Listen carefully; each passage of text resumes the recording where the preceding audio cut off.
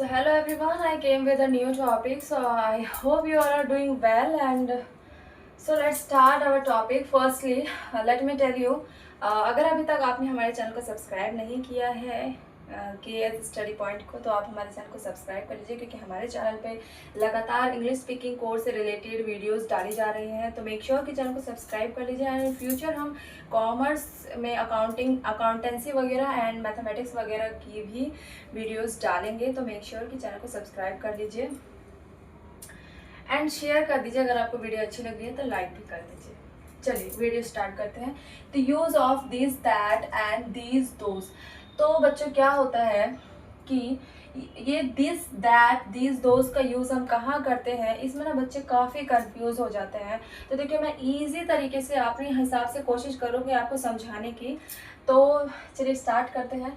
तो देखिए, यहाँ पे लिखा है सिंगुलर और प्लूरल। यहाँ पे लिखा है near, far, this that these those. ये क्या है, ये सब क्या है बच्चों, अभी मैं आपको समझा दूंगी तो आपको बहुत अच्छे से समझ में आ जाएगा।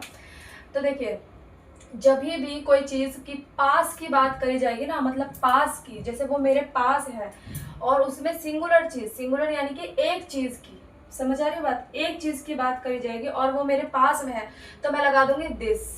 तो यानी कि ये मार्कर मेरे पास में है, तो ये क्या है, ये दिस इज अ मार्कर है। ठीक है, खत्म बात, कुछ सोचना ही नहीं, कुछ समझना ही नहीं। मेरे पास है, एक है, मैं दिस लगा दूंगी। और ये दीज का कहाँ होगा, तो दीज का होगा प्लूरल, जहाँ पे बहुत सारा होगा।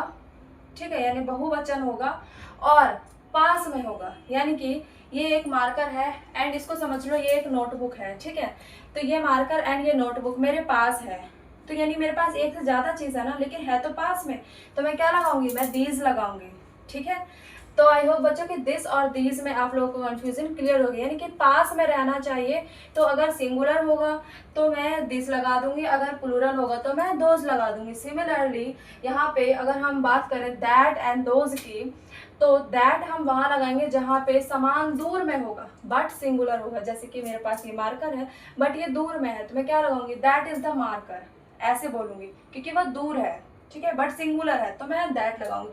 और वहीं अगर मैं बात करूँ कि प्लूरल की, और तो प्लूरल में क्या होगा कि ये मान लो कि ये एक नोटबुक, जैसे कि फिर से मैं एग्जांपल ले लेती हूँ, ये एक मार्कर है और एक नोटबुक, बट ये दूर में है, तो दूर में है तो मैं क्या करूँगी, मैं दोज लगा दूंगी। दोज आर द मार्कर, क्योंकि ये दो है। ठीक है, बट दूर में है, तो कोई कंफ्यूजन, कोई रटना नहीं है, कोई सोचना नहीं है। सिंपल सी बात है कि पास में रहना चाहिए।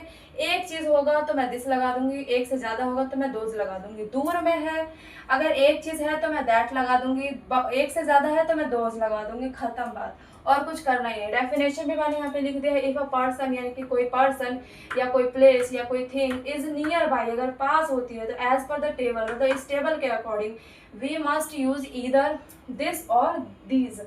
तो हमें दिस या दीज लगाना है if it is singular.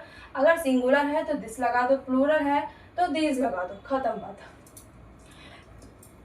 Similarly if a person, place और thing are afar than us, और उसी ऐसे ही सेम टू सेम, अगर कोई पर्सन थिंग हमसे दूर है और अगर सिंगुलर है तो हम दैट लगा देंगे, प्लूरल है तो हम दोज लगा देंगे, खत्म बात।